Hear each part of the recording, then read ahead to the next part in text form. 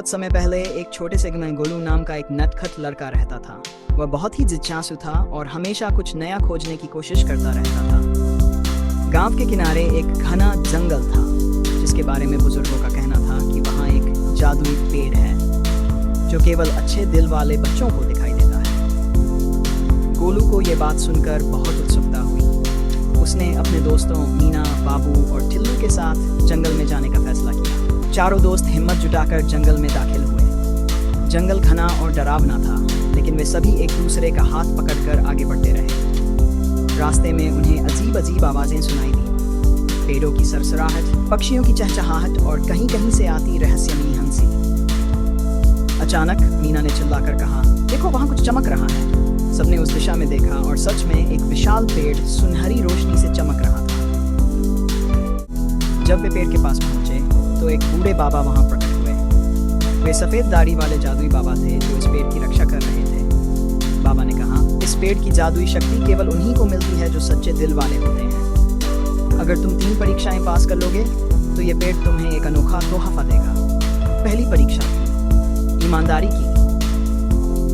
बाबा ने गोलू को एक सुंदर सोने का सिक्का दिया और कहा, यह तुम्हारा इनाम है। गोलू ने सिक्का देखा और बोला, लेकिन बाबा, मैंने कोई परीक्षा पास नहीं की, तो यह इनाम मुझे नहीं लेना चाहिए। बाबा मुस्कुराए और बोले, तुमने पहली परीक्षा पास कर ली। दूसरी परीक्षा थी साहस की। अचानक चारों बच्चों के सामने एक बड़ा सांप आ गया। मीना ने हिम्मत दिखाते हुए कहा, डरो मत, यह असली नहीं है, यह एक जादू है। जैसे ही उसने ये कहा, सांप गायब हो गया। बाबा ने सिर हिलाया, शाबाश, तुमने दूसरी परीक्षा भी पास कर दी। तीसरी परीक्षा थी मित्रता की। बाबा ने बाबू से कहा, अगर तुम ये जादुई फल अकेले खाना चाहो तो तुम शक्तिशाली बन सकते हो, लेकिन अगर तुम इसे अपने दोस्तों के साथ बांटोगे तो तुम सबकी इच्छाएं पूरी होंगी। बाबू ने बिना सोचे कहा, हम दोस्त हैं, हम सब इसे मिलकर खाएंगे। इनाम और जादू।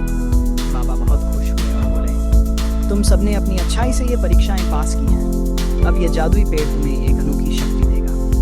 अपनी टहनियां हिलाईं और चारों बच्चों पर सुनहरी रोशनी बरसी। अचानक वे सब पक्षियों और जानवरों की भाषा समझने लगे।